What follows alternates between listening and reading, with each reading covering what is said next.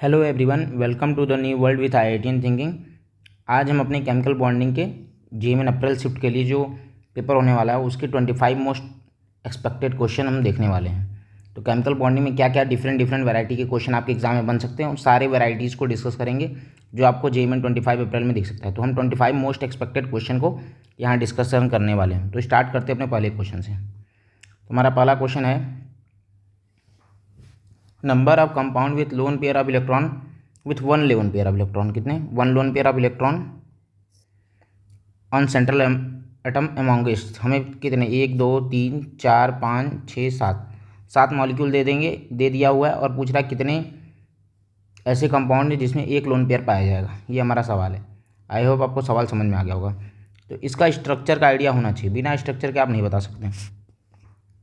तो हम क्या करते हैं, बारी बारी से एक एक स्ट्रक्चर बना लेते हैं। सबसे पहले हम बना रहे हैं ओजोन का स्ट्रक्चर। तो ओजोन हमारा इस तरह दिखता है, डबल बॉन्ड, यहाँ एक कोऑर्डिनेट बॉन्ड होता है और यहाँ पर हमारा एक लोन पेयर होता है। क्यों? क्योंकि दो यहाँ यूज हो गया है, कोऑर्डिनेट बॉन्ड से दो ये यूज कर लिया है और एक इसके पास ये लोन पेयर है। तो एक लोन पेयर, हमारे पास एक लोन पेयर है सेंट्रल एटम के पास, और ओजोन के सेंट्रल एटम के पास एक लोन पेयर है। H2 आप जानते ही हैं, H2 के पास दो लोन पेयर होता है, दो बॉन्ड पेयर दो लोन पेयर। तो ये हमारा दो लोन पेयर स्पीसीज है। अगला हम देख लें, हमारे पास क्या है, SF4। तो SF4 इस तरह से बनता है।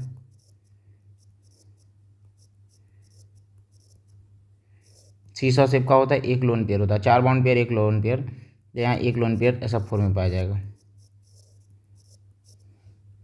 आई होप आपको ये स्ट्रक्चर आपको बनाने आता होगा, इतना हमें बेसिक आना चाहिए। ClF3 तीन बॉन्ड पेयर है और हमारे पास दो लोन पेयर है, तो यहाँ टू लोन पेयर आ जाती है। T शेप्ड होता है ये, ठीक है। NH3 की बात करेंगे तो तीन बॉन्ड पेयर एक लोन पेयर, एक लोन पेयर। BrF5 की बात करें तो पांच बॉन्ड पेयर एक lone pair, square pyramidal shape होता है, तो वन लोन पेयर, ठीक है। HCF4 चार बॉन्ड पेयर दो लोन पेयर, तो ये टू लोन पेयर आ जाएगा। अब हमें टोटल 7 स्पीसीज थे, अब हमें बारी बारी से देख लेना है कितने हमारे स्पीसीज हैं जिनके पास एक लोन पेयर है। तो अगर मैं बात करूं यहाँ पर,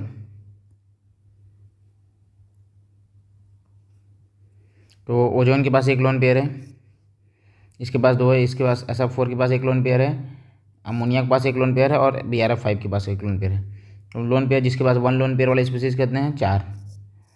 वन लोन पेयर के जो स्पीसीज हैं, वन लोन पेयर स्पीसीज वो 4 हैं। वो 4 स्पीसीज का नाम अगर मैं बताऊं तो सबसे पहले हमारा ओजोन, दूसरा हमारा है SF4, तीसरा हमारा है अमोनिया और चौथा हमारा है BrF5। तो ये 4 स्पीसीज है, तो आंसर क्या होगा? 4। आई होप आपको ये समझ में आ गया होगा। नेक्स्ट सवाल हमारा क्या कर रहा है, the number of species from the following which are paramagnetic with bond order equal to 1। हमें पहले बताना है पैरामैग्नेटिक कौन कौन से हैं, और पैरामैग्नेटिक होने के साथ साथ उसका बॉन्ड ऑर्डर भी बनाना चाहिए। तो पैरामैग्नेटिक के लिए पहले ये जान लो, सिंपल जो कंडीशन होती है, एक बेसिक कंडीशन है, अगर इवन नंबर ऑफ इलेक्ट्रॉन होगा तो वो होता है हमारा डायामैग्नेटिक। अगर हमारा ऑड नंबर ऑफ इलेक्ट्रॉन होता है तो हमारा होता है पैरामैग्नेटिक, ठीक है। कंडीशन ये अप्लाई है कि अगर इवन नंबर ऑफ इलेक्ट्रॉन में एक्सेप्शन क्या होते हैं, अगर 16 और 10 इलेक्ट्रॉन होते हैं तो वो डाया होना चाहिए, लेकिन हो जाते हैं पैरा, ठीक, ये कंडीशन है। तो पैरामैग्नेटिक तो ऐसे बता देंगे। हम क्या करेंगे, जैसे H2 का है तो हम देखो नेचर अगर मैं बात करूँ, मॉलिक्यूल ले लेता हूँ, मैग्नेटिक नेचर ले लेता हूँ। तो मैग्नेटिक नेचर से पहले हमें इलेक्ट्रॉन काउंट कर लेता हूँ। तो molecule, number of electrons, third आ जाएगा हमारा magnetic nature, okay. Magnetic nature. बारी बारी से मॉलिक्यूल लेकर आता हूँ। H2 है तो 2 इलेक्ट्रॉन हो जाएंगे। अगर आगे मैं बात करूँ हीलियम 2+ के पास 2 दूनी 4 और 1 - 3 इलेक्ट्रॉन हो जाएंगे। O2+ के पास 15 इलेक्ट्रॉन हो जाएंगे। N2 2- के पास 7 दूनी 14 2 16 इलेक्ट्रॉन हो जाएंगे। F2 के पास 18 हो जाएंगे। Ne2+ के पास Na2+ तो ये हो जाएगा 10 दूनी 20 - 1 19 इलेक्ट्रॉन हो जाएंगे। अब B2 के पास हमारे कितने 10। कितना क्लियर हो गया। तो पैरा डाया अब हमें बताना है। पहले तो हम मैग्नेटिक नेचर बता 2 है तो जाहिर सी बात है ये क्या होगा diamagnetic. Even number of electron diamagnetic. ये ट्रिक होता है बताने के लिए। बाकी हम बेस्ट आंसर हमारा कौन देगा MOT देगा। MOT is given the best answer. लेकिन अगर मैं ये बात करूँ तो मैं ये बोल सकता हूँ ये कंक्लूजन के बाद है। ठीक है हम लोगों ने बहुत सारे एग्जाम्पल देख लिए तो हमें ये पता चला। तो मैं डायरेक्ट एग्जाम में शॉर्टकट ट्रिक ही बता रहा हूँ कि 2 इलेक्ट्रॉन है तो डायमैग्नेटिक। 3 आ गया तो पैरा होना ही है इसको क्या paramagnetic.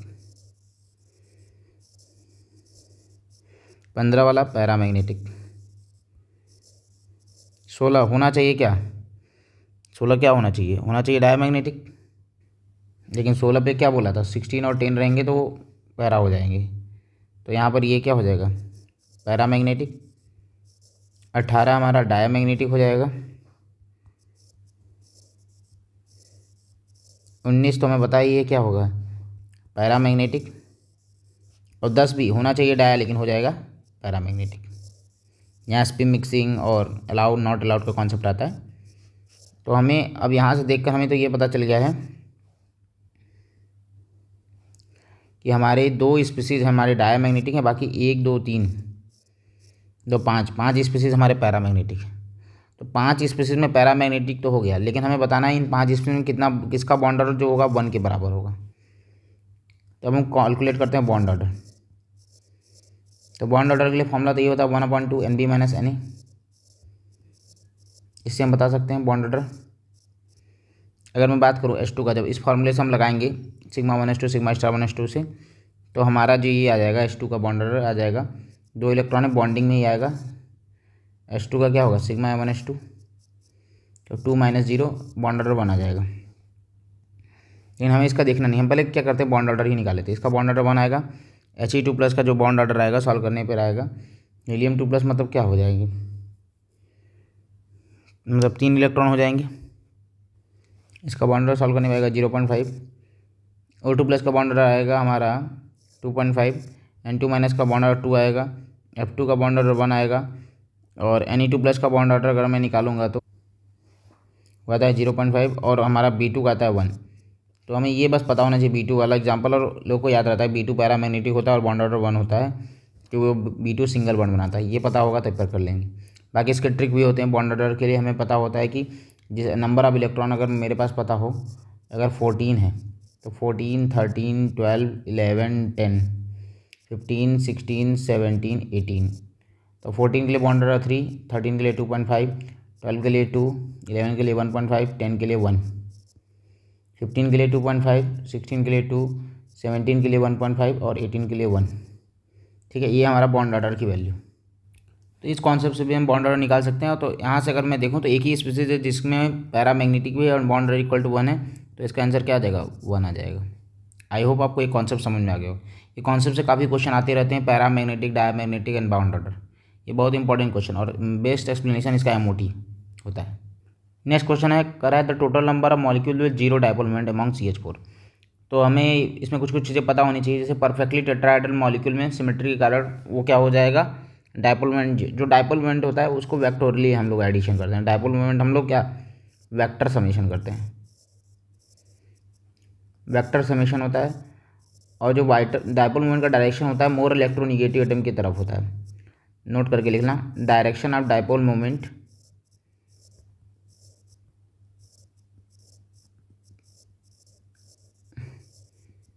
is toward more electronegative element is towards more EN element।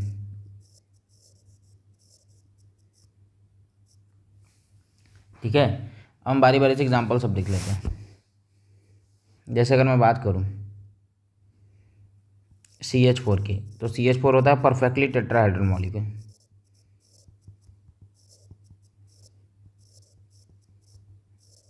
इसकी डायपोल मोमेंट की वैल्यू क्या होती है, 0 होती है। BF3 की बात करूँ तो अगर मैं बात करूँ इसके डायरेक्शन के साथ, तो यहाँ बोरान और फ्लोरीन इधर है, तो डायपोल मोमेंट का डायरेक्शन इधर, इसका इधर, इसका इधर, लेकिन इन दोनों का रिजल्टेंट ए और ये दोनों सेम है, इसका रिजल्टेंट जो आएगा इसके जस्ट अपोजिट आएगा। अगर ये है तो इसके जस्ट अपोजिट, तो ए से कैंसिल हो जाएगा, तो इसमें जो होगा इसकी भी डायपोल मोमेंट की वैल्यू क्या हो जाएगी, 0 होगी, वेक्टोरली सम करके। अब HF की बात करें, H2O की बात करें, तो H2O तो हमारा कुछ इस तरह से दिखता है। तो यहाँ डायपोल मोमेंट का डायरेक्शन ऑक्सीजन हाइड्रोजन में, हाइड्रोजन की तरफ, यहाँ भी हाइड्रोजन की तरफ, तो ओवरऑल ये नेट इसी साइड में आ जाएगा। तो इसका म्यू कभी भी 0 नहीं होगा, म्यू नॉट इक्वल टू 0। बाकी बात कर लेते हैं HF की, तो HF में डायपोल मोमेंट का डायरेक्शन फ्लोरीन की तरफ झुका रहेगा, तो म्यू यहाँ भी 0 नहीं होगा, नॉट इक्वल टू 0। यानी अमोनिया की बात कर लेते हैं, अमोनिया में भी डायपोल मोमेंट का डायरेक्शन इसका इधर की तरफ, इधर इधर, और लोन पेयर जो डायरेक्शन ऑफ लोन पेयर होता है वो हमेशा अवे फ्रॉम होता है, जो लोन पेयर का डायपोल मोमेंट होता है हमेशा अवे फ्रॉम था। तो यहाँ पर ये भी ऊपर जाएगा, तो ओवरऑल नेट ऊपर ही आएगा, तो म्यू नॉट इक्वल टू 0 यहाँ भी होगा, कैंसिल आउट करने वाला कोई नहीं। लेकिन CO2 की बात करें, लीनियर मॉलिक्यूल है, तो जितना इस डायरेक्शन में होगा ऑक्सीजन के उतना इसी डायरेक्शन में, तो म्यू क्या हो जाएगा, 0 हो जाएगा। SO2 की बात करें तो यहाँ पर भी हमारा डायपोल मोमेंट यहाँ इन दोनों का रिजल्टेंट थोड़ा इधर आएगा और थोड़ा ये ऊपर जाएगा, तो यहाँ भी कभी म्यू नॉट इक्वल टू 0 ही होगा। तो 3 मॉलिक्यूल में हमारा म्यू 0 है, एक तो हमारा CO2 में है, 2 ही में है क्या, CO2, अच्छा हाँ इसमें भी, तो CO2, CH4 और BF3, ये 3 मॉलिक्यूल में डायपोल मोमेंट 0 है। तो कौन कौन सा मॉलिक्यूल डायपोल मोमेंट 0 है, CO2, CH4 एंड हमारा BF3। इन तो नंबर ऑफ मॉलिक्यूल कितने हो जाएंगे, 3, आंसर क्या हो जाएगा 3। तो इसके क्वेश्चन काफ़ी आते हैं डायपोल मोमेंट के, तो इसका केयर करना अच्छे से। नेक्स्ट सवाल हमारा अच्छा सवाल है, फ्रैक्शनल चार्ज का क्वेश्चन है। तो क्वेश्चन क्या है, ए डायटोमिक मॉलिक्यूल है जे डायपोल मोमेंट दे दिया 1.2 डी डबई बोलते हैं इसको, और इसका यूनिट होता है डायपोल मोमेंट का। If the bond distance is 1 angstrom then fractional charge on each atom is dash into 10⁻⁻10 ESU। हमें बताना है डैश की वैल्यू, मतलब यहाँ क्या होगा। तो हमें एक बेसिक इसका फॉर्मूला याद होना चाहिए, म्यू इज इक्वल टू जो होता है, जो डायपोल मोमेंट का फॉर्मूला होता है हमारा, वो क्या होता है, होता है mu is equal to charge into distance, mu is equal to Q into d. Mu की वैल्यू क्या दी हुई है, म्यू की वैल्यू दी हुई है 1.2 डबई equal to Q into distance की वैल्यू दे दी है 1 एंगस्ट्रॉम। अब यहाँ पर क्या किया, 1.2 डबई को लिखते हैं 10⁻⁻18 ESU सेंटीमीटर, इसको इसमें बदल दिया। हम इसको भी क्या करते हैं, 1 एंगस्ट्रॉम को सेंटीमीटर बदलेंगे तो 10⁻8 सेंटीमीटर आएगा।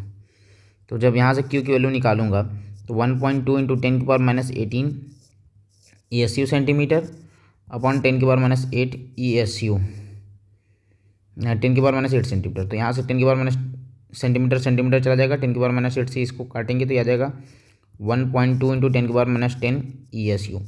यही हमारा फ्रैक्शनल चार्ज होगा, और यहाँ Q की वैल्यू क्या हो जाएगी, Q की वैल्यू हो जाएगी 1.2। तो आंसर क्या आ जाएगा 1.2। आई होप आपको ये कॉन्सेप्ट समझ में आ गया होगा। नेक्स्ट सवाल काफ़ी इजी सवाल है, और ये बार बार हर एक एग्जाम में रिपीट करता है, ये रिपीटेटिव क्वेश्चन है, कई बार आ चुका है। तो सिंपल अगर इस क्वेश्चन को हम करते हैं तो JEE मेंस में भी आ चुका है, नीट में भी आ चुका है, हर जगह एग्जाम में आता है। ये बॉन्ड ऑर्डर का सदाबहार टाइप का क्वेश्चन है। तो क्वेश्चन कैसे इसको करते हैं, करने का तरीका बहुत सिंपल है। बोला है which of the following is the correct increasing order of their bond strength. तो सिंपल से आपको पहले पता होना चाहिए बॉन्ड स्ट्रेंथ किस पर। तो बॉन्ड जो होता है, bond order is directly proportional to bond strength. जितना ज़्यादा बॉन्ड ऑर्डर होगा उतना बॉन्ड स्ट्रेंथ होगा, और वो इन्वर्सली प्रोपोर्शनल होगा बॉन्ड लेंथ की। इतना कॉन्सेप्ट पता होना चाहिए। बॉन्ड ऑर्डर का मैं शॉर्टकट ट्रिक जानता है हम लोग, कि जिसके अंदर, जिसे हम लोगों ने पढ़ा भी था कि 14 इलेक्ट्रॉन होगा तो बॉन्ड ऑर्डर 3 होता था, 15 पे होता था वो 2.5, 0.5 घटता जाता, 16 पे हो जाता था 2, 17 पे हो जाता था 1.5, 18 पे हो जाता था 1। ठीक है, ये हमारा बॉन्ड ऑर्डर, ये हमारा नंबर ऑफ इलेक्ट्रॉन होता था, ये हमारा बॉन्ड ऑर्डर हुआ करता है। अब बारी बारी से यहाँ इलेक्ट्रॉन काउंट करना शुरू करें। जैसे हम ले लिए O2, O2 plus, O2, O2 minus और O2-2, तो यहाँ बॉन्ड ऑर्डर कितना होगा, ये कितने इलेक्ट्रॉन होंगे, 15 electron, this one is a 16 electron, this one is a 17 electron and this one is a 18 electron.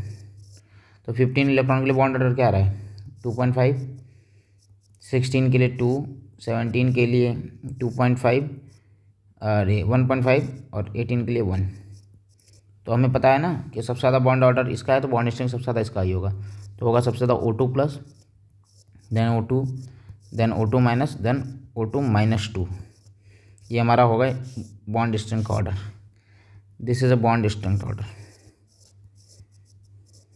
ये हमारा बॉन्ड स्ट्रेंथ का ऑर्डर हो जाएगा, क्योंकि डायरेक्टली प्रोपोर्शनल किसके होगा, बॉन्ड ऑर्डर की। तो इस तरह से बॉन्ड ऑर्डर भी निकाल सकते हैं, नंबर ऑफ इलेक्ट्रॉन बस हमें पता हो और हम बॉन्ड स्ट्रेंथ से, बॉन्ड ऑर्डर से बॉन्ड स्ट्रेंथ बता सकते हैं। नेक्स्ट सवाल हमारा क्या कर रहा है, सवाल कर रहा है the maximum number of 90 degree angle between bond pair and bond pair of the electron is observed in. सबसे ज़्यादा 90 डिग्री एंगल कहाँ मिलता है, तो ये इन्फॉर्मेशन बेस्ड क्वेश्चन है। हम पता है sp3d2 हाइब्रिडाइजेशन में सबसे ज़्यादा मैक्सिमम बॉन्ड एंगल 90 डिग्री मिलता है। ऑक्टाहेड्रल ज्योमेट्री होती है इसकी, बाकी सब में पॉसिबल नहीं है इससे ज़्यादा। सिमेट्रिकल, मोस्ट सिमेट्रिकल सिस्टम बोल सकते हैं, मोस्ट सिमेट्रिकल सिस्टम, सारे सिस्टम है ऑक्टाहेड्रल ज्योमेट्री को बोलते हैं। तो इसमें क्या होगा, जैसे कोई भी सिस्टम है ए है और उससे 5-6 बॉन्ड लगे हुए हैं साइड, तो ये 4 तो 90 डिग्री के एंगल पे हो जाएंगे। This one is a 90 degree angle, this one is 90, this one is 90, this one is 90।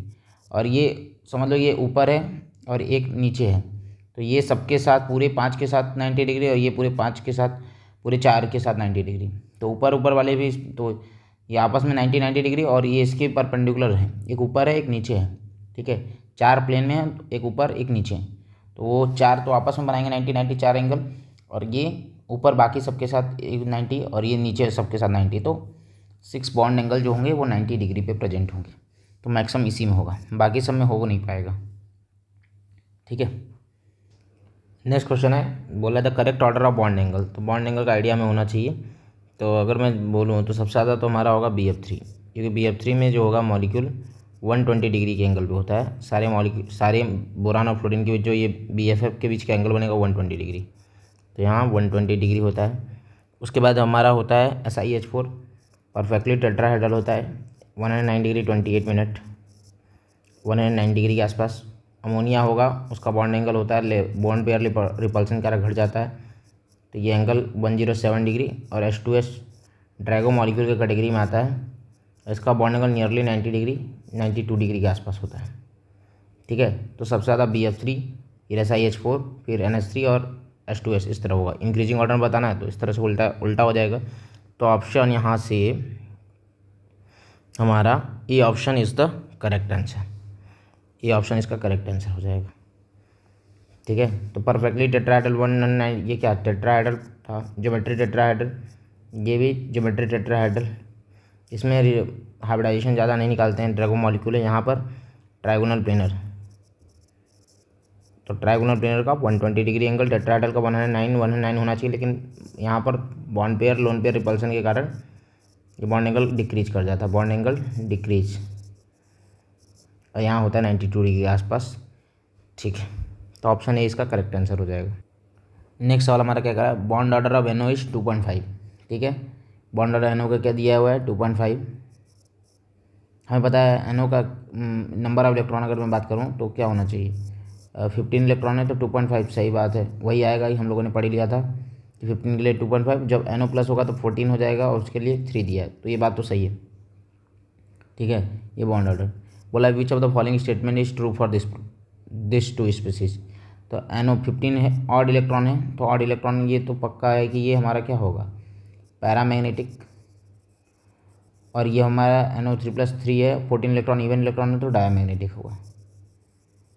जितना क्लियर है, बताना क्या है, बॉन्ड लेंथ के बारे में बोलना है। तो हमें ये पता है कि बॉन्ड ऑर्डर क्या होता है, directly proportional to bond length होता है।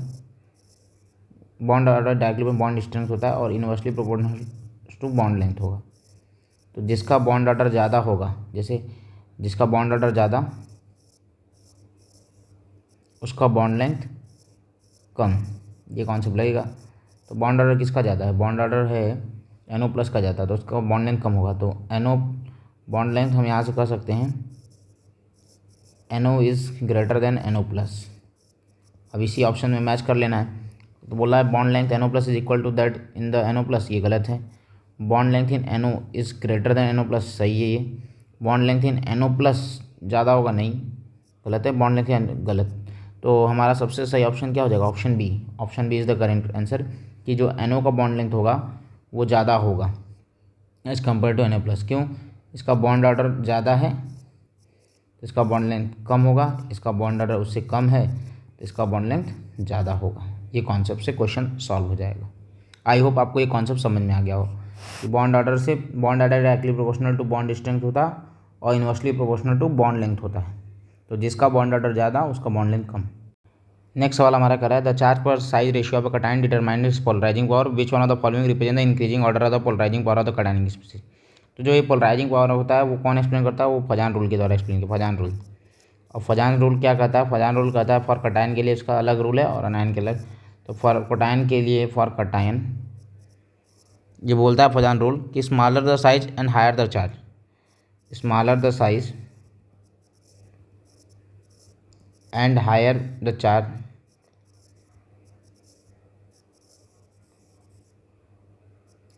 more will be the polarizing power of the cation, more will be the polarizing power of cation, more will be polarizing power of cation। छोटा size होना और charge ज़्यादा होना, ज़्यादा charge होना, वो उसकी पोलराइजिंग पावर होगी। तो कटायन की साइज़ और उसके चार्ज को हमें देख लेना है। तो कटायन की बात करें तो कटायन का यहाँ पर अगर चार्ज की बात करूँ तो सबसे ज़्यादा चार्ज तो हमें इन्हीं तीनों में पाया जा रहा है कि इन तीनों में तो चार्ज लगभग लगभग इक्वल है। बेरिलियम है, मतलब ये तो K+ तो लास्ट में आएगा। अब इन तीनों की बात कर लेते हैं, क्योंकि अब इन तीनों की बात करें तो बेरिलियम मैग्नीशियम कैल्शियम अगर मैं बात करूँ, बेरिलियम मैग्नीशियम कैल्शियम, यहाँ पोटेशियम पाया जाता है। तो +2 तो इसमें साइज छोटा किसका होगा, टॉप टू बॉटम जाने पर साइज बढ़ता है। तो साइज जिसका छोटा होगा उसका पोलराइजिंग पावर ज़्यादा होगा। तो यहाँ सबसे ज़्यादा हो जाएगा बेरिलियम 2+, फिर हमारा हो जाएगा मैग्नीशियम 2+, फिर उसके बाद कैल्शियम 2+, और चार्ज कम हो गया, साइज भी ज़्यादा है तो K+, ये हमारा ऑर्डर हो जाएगा। तो यहाँ size smallest, polarising power highest, तो this is order of polarising power.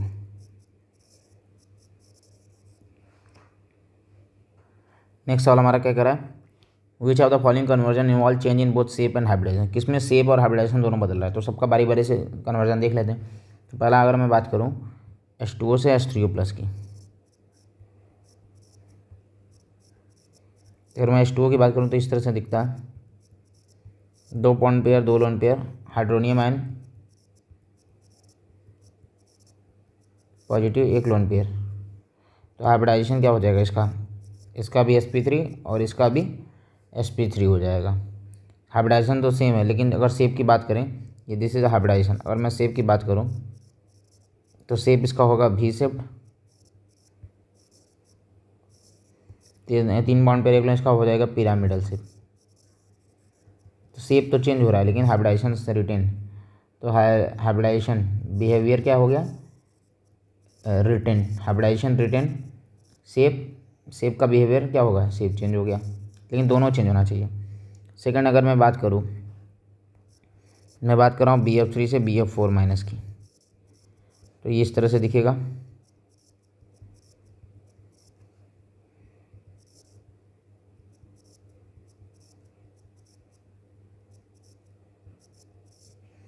अगर मैं इसके बारे में बात करूँ, अगर मैं इसके हाइब्रिडाइजेशन की बात करूँ तो हाइब्रिडाइजेशन इसका क्या होगा, इसका हाइब्रिडाइजेशन होगा sp2, इसका होगा sp3। तो बिहेवियर जो हाइब्रिडाइजेशन की अगर मैं बात करूँ तो हाइब्रिडाइजेशन का बिहेवियर क्या हो गया, रिटेन या चेंज। शेप इसका यहाँ पर शेप होगा, यहाँ पर प्लेनर, यहाँ पर होगा टेट्राहेड्रल, परफेक्टली टेट्राहेड्रल, यहाँ planar.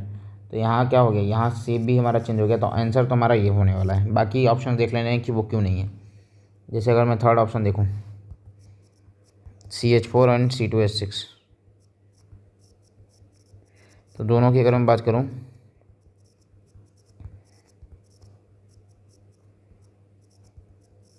4 bond pair 0 lone pair, तो दोनों का हाइब्रिडाइजेशन तो सेम है, दोनों का हाइब्रिडाइजेशन sp3 है, तो हाइब्रिडाइजेशन इसका रिटेन हो गया। शेप भी दोनों का, कार्बन की बात करें टेट्राहेड्रल है तो शेप भी रिटेन है। बल्कि हम लास्ट ऑप्शन 4 की बात करें तो NH3 से NH4+ की अगर मैं बात करूँ तो NH3 हमारा इस तरह से होगा, NH4+ हमारा ये होगा।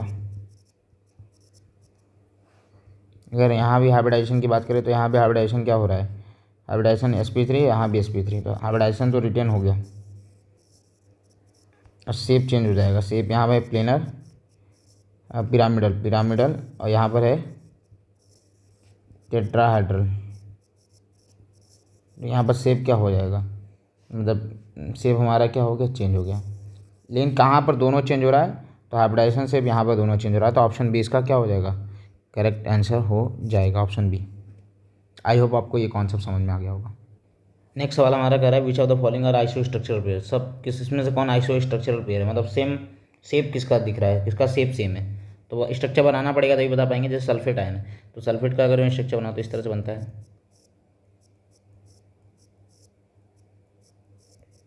इसको बोलते हैं टेट्राहेड्रल शेप। इसका क्या है शेप, टेट्राहेड्रल। CrO4-2 का भी इसी तरह ही बनता है, क्रोमेट आयन। तो ये भी हमारा क्या है, टेट्राहेड्रल शेप का होता है। तो ये ऑप्शन ए हो गया, ये तो हमारा आइसो स्ट्रक्चरल है, ये दोनों पेयर आपस में आइसो स्ट्रक्चरल है, तो दीज आर आइसो स्ट्रक्चरल। बाकी ऑप्शंस की अगर मैं बात करूँ, ऑप्शन बी जैसे हमारे पास है तो क्या है SiCl4, तो this one is also tetrahedral. TiCl4 यहाँ भी, ये भी हमारा टेट्राहेड्रल होगा। तो ये भी हमारा आइसो स्ट्रक्चरल पेयर है। तो ए और बी तो हो गया ऑप्शन जो आइसो स्ट्रक्चरल पेयर है। तो यहाँ से अगर मैं देखूँ तो आंसर तो हमारा हो जाएगा बी ऑप्शन। बाकी ऑप्शनों को भी चेक कर लेते हैं। बाकी ऑप्शन को चेक करेंगे तो जैसे हमारे पास NH3 है, तो इसका जो शेप है दिख रहा है वो हमारा पिरामिडल दिख रहा है। पहले आइसो स्ट्रक्चरल पेयर का मीनिंग सेम शेप, जिसका सेम शेप हो उसको बोलते हैं आइसो स्ट्रक्चरल। ठीक है, कन्फ्यूजन हाइब्रिडाइजेशन से नहीं कन्फ्यूजन करेंगे, जिसका शेप सेम होगा वही हमारा आइसो स्ट्रक्चरल पेयर होगा। और नाइट्रेट की अगर मैं बात करूँ तो नाइट्रेट हमारा इस तरह से दिखता है,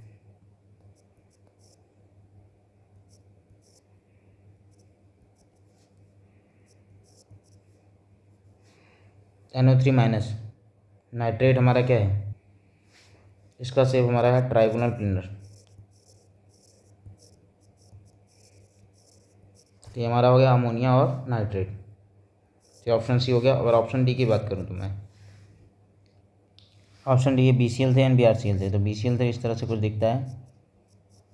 ये हमारा क्या होता है, ट्राइगोनल प्लेनर शेप होता है। क्या होता है, ट्राइगोनल प्लेनर।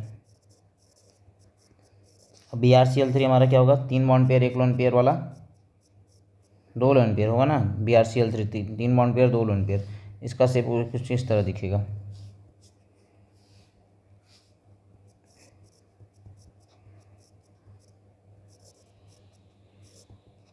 T शेप्ड होता है। तो दोनों का शेप अलग अलग है। These are not isostructural pair, ये है नहीं, ये दोनों भी है नहीं, ये दोनों है आइसो स्ट्रक्चरल। तो option A and B only इसका आंसर हो जाएगा। नेक्स्ट सवाल हमारा करा मैच लिस्ट 1 विथ लिस्ट 2। तो ये मैच द कॉलम का आसान सा क्वेश्चन है। तो हमें पता है डायपोल मोमेंट क्या होता है, चार्ज इंटू डिस्टेंस होगा, तो इसका बी का तो ये हो जाएगा। बाकी अगर मैं NB-Na/2 ये बॉन्ड ऑर्डर का फॉर्मूला होता है। अगर मॉलिक्यूलर ऑर्बिटल में अगर समीशन हो रहा है, कंस्ट्रक्टिव इंटरफ्रेंस हो रहा है, तो बोलते हैं बॉन्डिंग मॉलिक्यूलर ऑर्बिटल, और डिस्ट्रक्टिव टाइप का होगा तो anti bonding molecular orbital, Ψa-Ψb। तो यहाँ हो जाएगा ए का हो जाएगा थर्ड, बी का हो जाएगा फर्स्ट, सी का हो जाएगा फोर्थ, और डी का हो जाएगा सेकंड। डी का सेकंड, सी का फोर्थ, बी का फर्स्ट, ए का थर्ड। ऑप्शन सी इसका करेक्ट आंसर हो जाएगा। तो this is a very easy question. ये फॉर्मूला और बेसिक कॉन्सेप्ट आपको पता होता है। नेक्स्ट सवाल है, बोला identify the correct statement for PCl from the following. तो पहले तो आप PCl5 का और स्ट्रक्चर देख लो, फिर उसके बाद ये ऑप्शन पे आएंगे। तो PCl5 होता क्या है, उसका स्ट्रक्चर बना के देख लें तो PCl5 हमारा कुछ इस तरह से दिखता है। This is our PCl5। PCl5 है तो PCl5 का पहले तो 5 बॉन्ड पेयर है। हाइब्रिडाइजेशन क्या हो जाएगा, हाइब्रिडाइजेशन इसका sp3d हो जाएगा।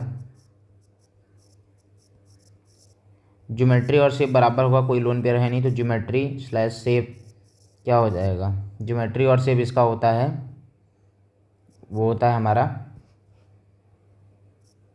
ट्राइगोनल बाइपिरामिडल, TBP बोलते हैं इसको। क्या बोलते हैं, ट्राइगोनल बाइपिरामिडल। ठीक है, तो हमारा ज्योमेट्री शेप ट्राइगोनल बाइपिरामिडल हो गया। अगर बात करें हम इसकी कि इसका बॉन्ड लेंथ की बात करें तो जो ये होता है ये बोलते हैं एक्सियल बॉन्ड लेंथ। ठीक है, ऊपर और एबव और बिलो होता है। अगर इसको मैं बोलूँ, अगर ये एबव है तो ये बिलो है, और ये तीनों हमारे क्या है, तीनों हमारे प्लेन में है। All three are in plane. ये आल, इसको बोलते हैं इक्वेटोरियल, इसको बोलते हैं इक्वेटोरियल, इसको बोलते हैं equatorial.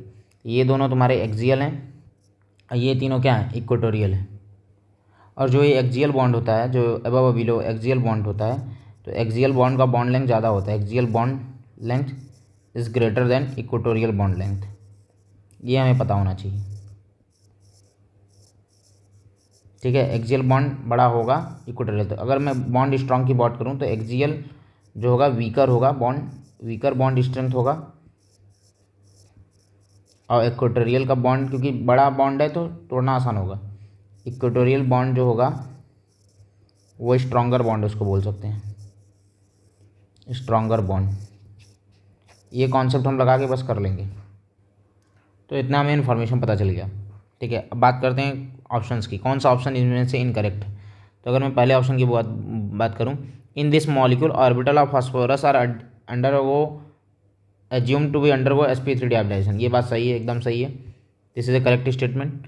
The geometry of PCl5 is trigonal bipyramidal. हम लोगों ने देख लिया था कि ज्योमेट्री और शेप दोनों ट्राइगोनल बाइपिरामिडल होगा।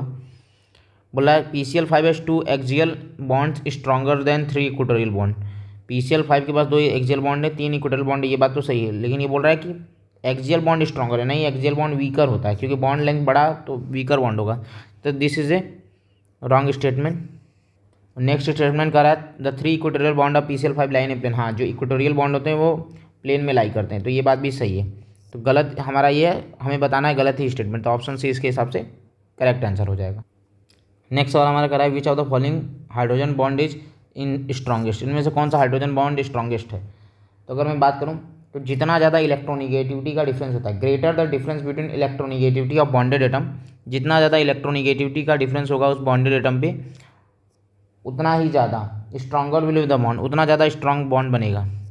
क्योंकि हमें पता है हाई इलेक्ट्रोनिगेटिव के बीच में जो बॉन्ड बनता है वो आयनिक बॉन्ड, और आयनिक बॉन्ड ज़्यादा स्ट्रॉन्गेस्ट हो जाता है। तो हम जितना ज़्यादा मैक्सिमम इलेक्ट्रोनिगेटिव डिफरेंस होगा उतना ज़्यादा वो हाइड्रोजन बॉन्ड स्ट्रॉन्गेस्ट होगा। तो इनमें से ऑप्शन सी ही इसका आंसर होगा। कॉन्सेप्ट ये होता है greater the difference between electronegativity of bonded atom stronger will be the hydrogen bond. Greater the, सारी जगह हाइड्रोजन बॉन्ड शो करेगा, लेकिन greater the difference between electronegativity of bonded atom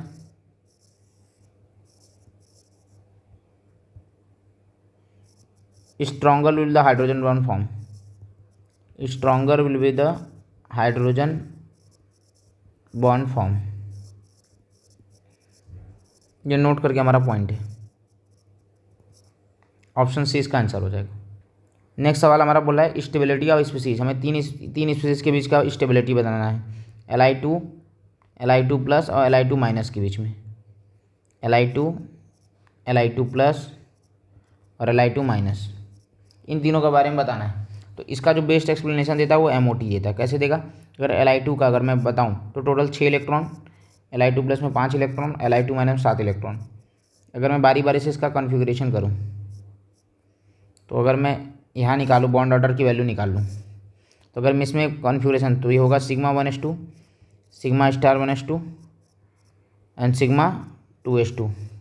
तो बॉन्ड ऑर्डर का फॉर्मूला क्या हो जाएगा, 1/2 NB माइनस NA। तो 1/2 4 माइनस 2 दैट इज तो 2 डिवाइडेड बाई 2 1 आ जाएगा। यहाँ करेंगे sigma 1s2, sigma star 1s2 and sigma 2s1। तो बॉन्ड आ जाएगा 1/2 3 - 2 बॉन्डिंग 3 इलेक्ट्रॉन और एंटी बॉन्डिंग 2, तो आ जाएगा 0.5। यहाँ पर करेंगे σ1s2 σ*1s2 σ2s2 σ*2s1। तो यहाँ 4 बॉन्डिंग और 3 एंटी बॉन्डिंग, तो बॉन्ड ऑर्डर आ जाएगा 1/2 4 - 3, तो ये आ जाएगा 1/2 0.5। अब जितना ज़्यादा बॉन्ड ऑर्डर उतना ज़्यादा इसकी stability. Bond order is directly proportional to strength, bond order is directly proportional to stability, तो stability of molecule.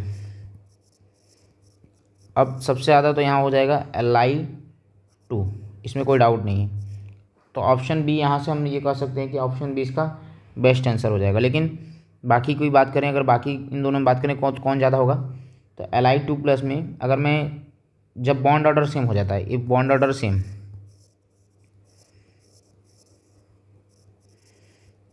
Then consider antibonding electron. Antibonding electron जिसके पास एंटी बॉन्डिंग इलेक्ट्रॉन ज़्यादा होगा, anti bonding electron जिसका ज़्यादा होगा उतना stability कम होगा, उतना स्टेबिलिटी कम होगा, ये कॉन्सेप्ट लगेगा। ओके, तो अगर बॉन्डिंग एंटी बॉन्डिंग इलेक्ट्रॉन की बात करते हैं, एंटी बॉन्डिंग इलेक्ट्रॉन कितने हैं, एंटी बॉन्डिंग इलेक्ट्रॉन होगा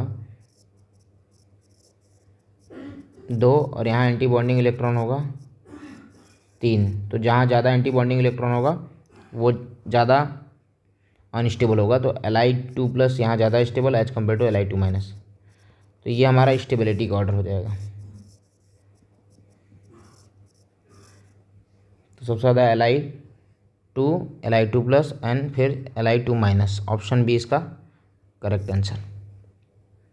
क्वेश्चन नंबर 16 हमारा कर रहा है बॉन्ड डिस्टेंस इन HF दे दिया है, डायपोल मोमेंट ऑफ HF मिल गया है, दिया हुआ है क्या होगा, और percentage ionic character in HF पूछ रहा है। तो percentage ionic character in HF will be, तो परसेंटेज आयनिक कैरेक्टर बताना है। तो परसेंटेज आयनिक कैरेक्टर का फॉर्मूला पता होना चाहिए। जो परसेंटेज आयनिक कैरेक्टर का फॉर्मूला होता है वो होता है ऑब्जर्व्ड डायपोल मोमेंट, जो ऑब्जर्व किया गया divided by theoretical dipole moment multiply by 100%। इसी से आ जाएगा मल्टीप्लाई बाय 100, यही आएगा फॉर्मूला।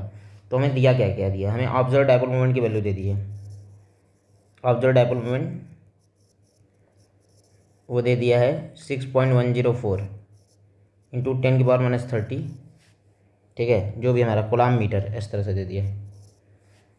तो अब बस मुझे क्या, तो ये तो 6.104 multiply by 10⁻30 divided by multiply 100। मुझे क्या करना है, थ्योरेटिकल डायपोल निकालना है। तो थ्योरेटिकल डायपोल निकालने के लिए हमें क्या क्या दे दिया, बॉन्ड डिस्टेंस दे दिया है और इलेक्ट्रॉनिक चार्ज दे दिया है। तो बस यूज करेंगे। तो थ्योरेटिकल डायपोल मोमेंट अगर मैं इसे निकालना होगा तो mu is equal to Q into d लगा देंगे फॉर्मूला, ठीक है। अब बस Q मतलब चार्ज ऑफ इलेक्ट्रॉन, तो 1.602 into 10⁻19 coulomb multiply distance angstrom में रख देंगे, 9.1 मतलब मीटर में रख देंगे तो कूलम्ब मीटर आ जाएगा। 9.17 इंटू 10⁻11 मीटर, क्योंकि यहाँ भी कूलम्ब मीटर है, यहाँ भी कूलम्ब मीटर होते हैं। अब इसको मल्टीप्लाई करेंगे, जब इसको मल्टीप्लाई करेंगे तो ये आ जाएगा 14.672 इंटू 10⁻30। अब ये वैल्यू यहीं जाकर रख देंगे, ये आ जाएगा 14.672 इंटू 10⁻30 कूलम्ब मीटर। इससे ये कट गया, इससे ये कट जाएगा, डिवाइड करने पे आ जाएगा 41.5%। तो जो हमारा परसेंटेज आयनिक कैरेक्टर आ जाएगा वो ऑप्शन डी हो जाएगा। तो फॉर्मूला ये लगाना था, percentage ionic character equal to observe, जो हमें दिया गया है ऑब्जर्व डायपोल मोमेंट देना है। हम थ्योरेटिकल कैलकुलेट करते हैं इस फार्मूले से। चार्ज हमें पता है इलेक्ट्रॉनिक चार्ज होगा इंटू डिस्टेंस दिया है, इससे सी इंटू वी कूलम्ब मीटर में आ जाएगा जो हमारा वैल्यू आएगा। इसको डिवाइड करके मल्टीप्लाई बाय 100 कर देंगे तो परसेंटेज आयनिक कैरेक्टर आ जाएगा। तो इस तरह क्वेश्चन काफ़ी इंपॉर्टेंट क्वेश्चन है, इस तरह क्वेश्चन बनते हैं एग्जाम में।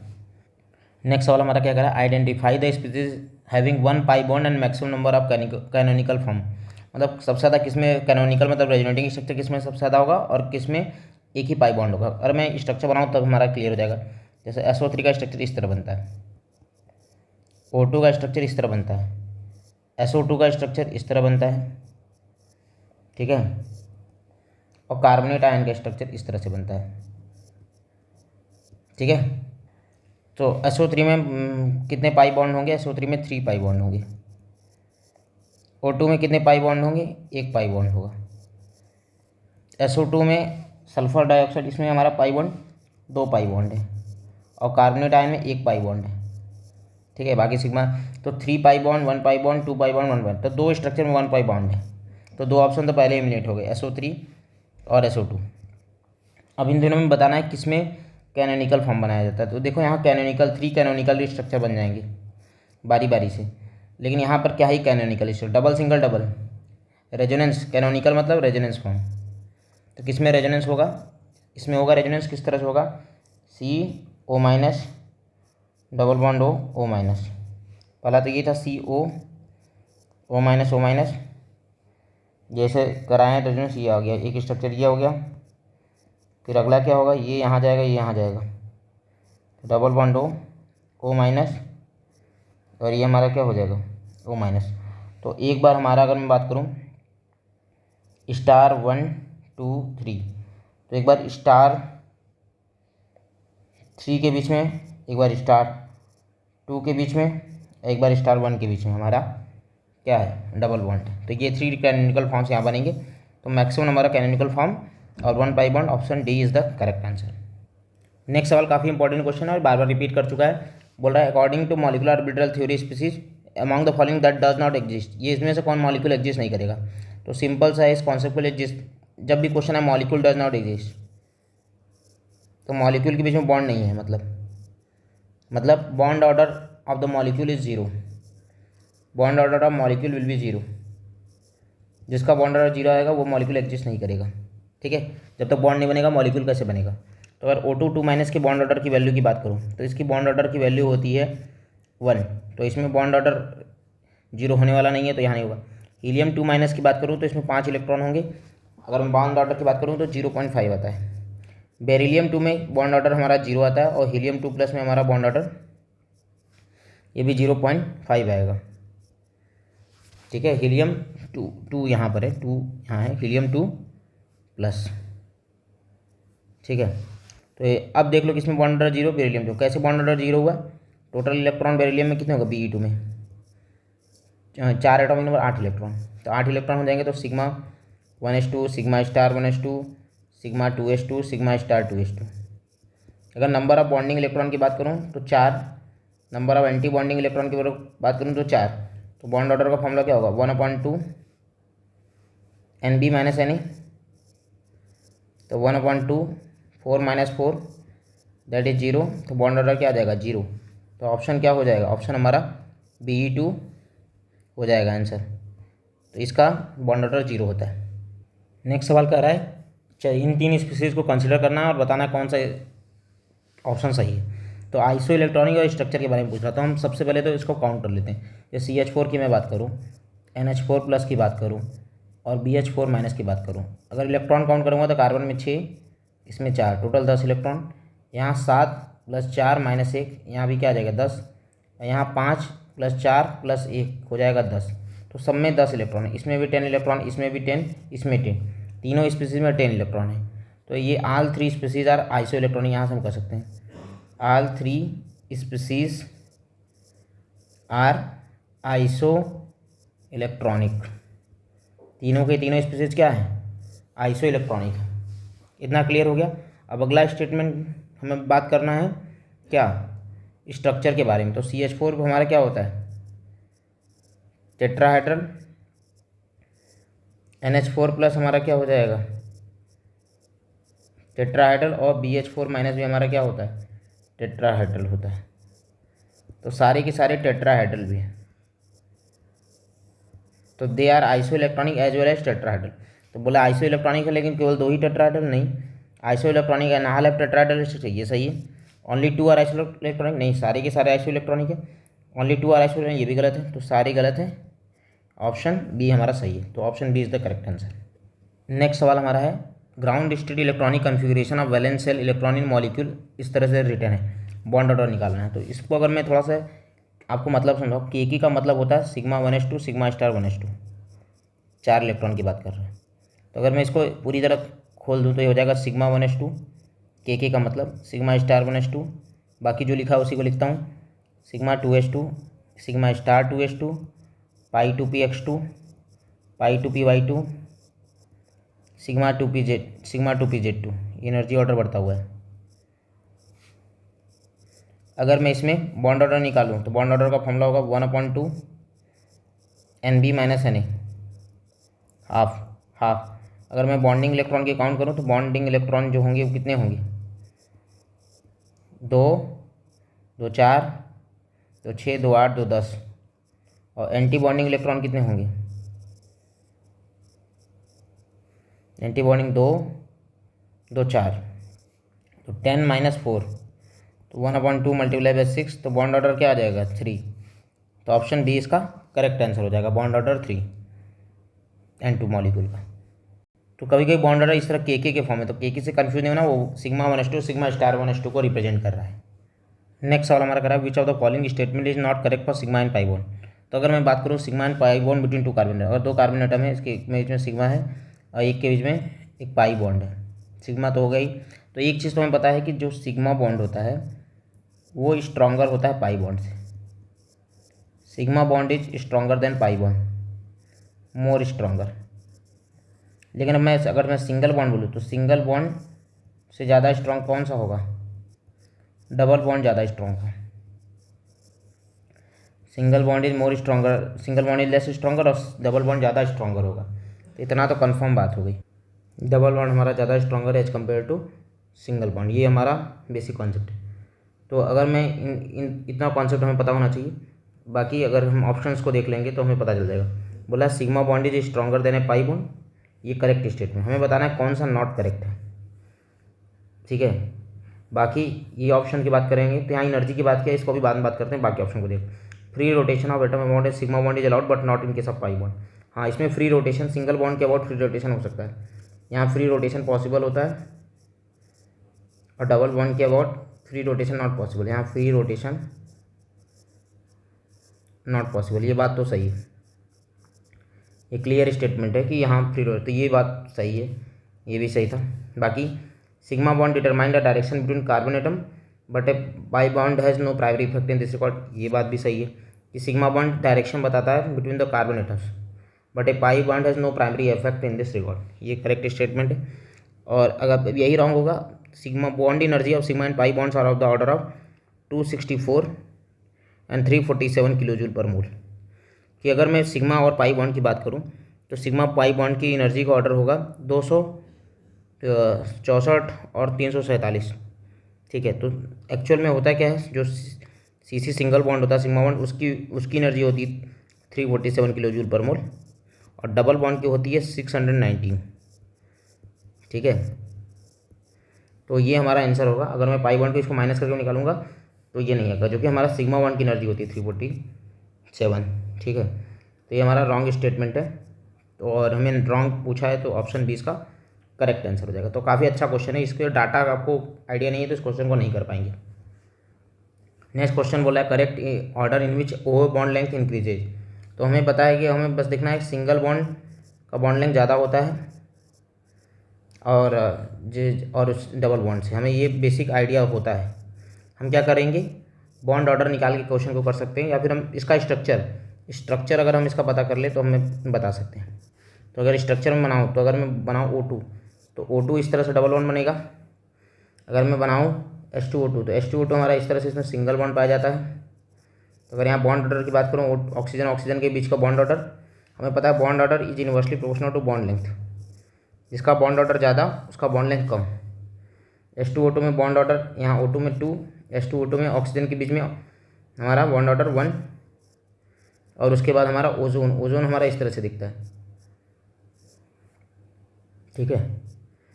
तो इस तरह से होगा, या कभी कभी हम इसको पॉजिटिव निगेटिव के फॉर्म में बनाते हैं।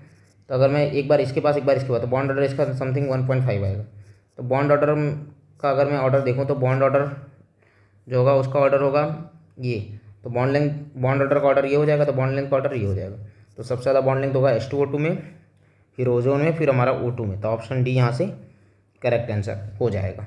ये क्वेश्चन काफ़ी अच्छा है, इसमें आपको स्ट्रक्चर पता होना चाहिए, नहीं तो आप कैलकुलेट भी कर सकते बॉन्ड रेट, उससे भी बता सकते थे। ये बेस्ट तरीका है स्ट्रक्चर बना के।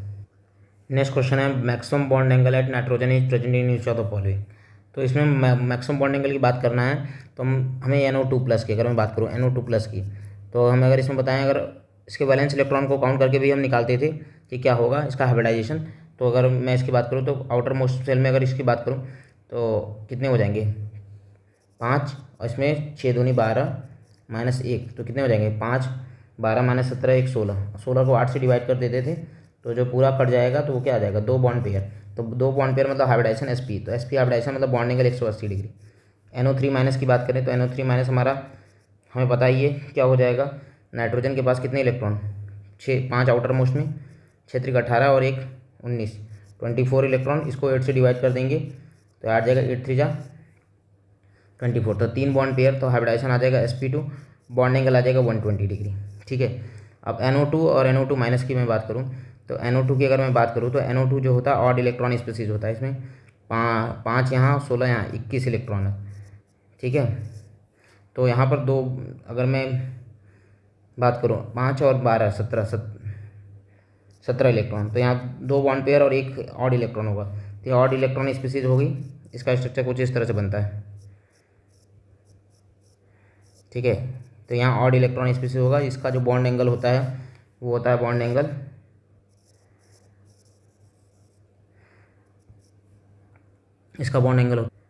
134 डिग्री, 134 डिग्री। और लास्ट हमारा NO2- है, NO2- है, तो इसको यहाँ पे टोटल 5 + 12 + 1, तो 12 17 1 18 इलेक्ट्रॉन, 18 इलेक्ट्रॉन मतलब 2 bond pair and 1 lone pair आ जाएगा। डिवाइड कर देंगे ना 18, 8 से डिवाइड करेंगे, 8 2 16, 2 बचेगा, 2 को 2 से डिवाइड करते हैं, ये बॉन्ड पेयर बताता है। ये वाला जो भी आएगा डिविडेंड क्वेश्चन जो भी आएगा, तो ये 1 बॉन्ड पेयर आ जाएगा, 2 1 2 कट जाएगा, तो 2 बॉन्ड पेयर 1 लोन पेयर, मतलब 2 बॉन्ड पेयर और यहाँ 1 bond pair, 1 lone pair, 1 lone pair. तो इसका एंगल जब काउंट करते हैं तो हाइब्रिडाइजेशन SP2 आ जाएगा, तो 120 डिग्री होना चाहिए, लेकिन लोन पेयर कारण बॉन्ड एंगल घट जाएगा 115 डिग्री। तो ये क्वेश्चन काफ़ी इंपॉर्टेंट है, ये कभी कोई ऑर्डर में आ जाता है, इसके सारे ऑर्डर बताओ, तो याद होना चाहिए। सबसे ज़्यादा होता है NO2+ में बॉन्ड एंगल, वो होता है 180 डिग्री। फिर उसके बाद हमारा होता है NO2 ऑड इलेक्ट्रॉन स्पीसीज, इसका बॉन्ड एंगल होता है 135 डिग्री के आसपास, 134 डिग्री। उसके बाद हमारा आता है NO3- वो 120 डिग्री। और फिर हमारा आता है NO2-, ये आता है 115 डिग्री। तो ये वैल्यूज हमें याद होनी चाहिए। बाकी क्वेश्चन का इसका आंसर तो बहुत ईजी था, NO2+ में SP hybridization bond angle 180 degree, लेकिन ये क्वेश्चन काफ़ी आता है, तो इस क्वेश्चन का केयर करेंगे, बहुत इंपॉर्टेंट क्वेश्चन है। बॉन्ड एंगल का one of the most important question है जो आपके एग्जाम में आ सकता है।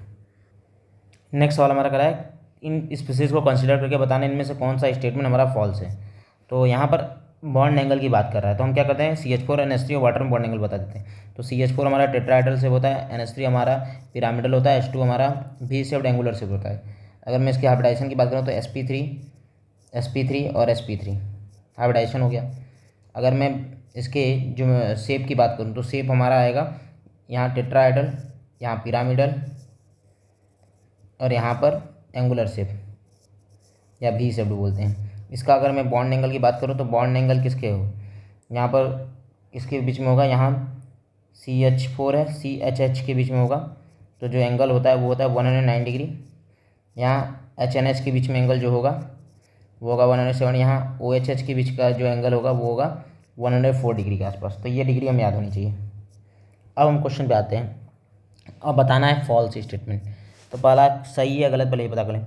The HOH bond angle in H2O is smaller than ammonia, सही बात है। HOH का बॉन्ड एंगल छोटा होता है, छोटा है अमोनिया से, तो ये करेक्ट स्टेटमेंट है।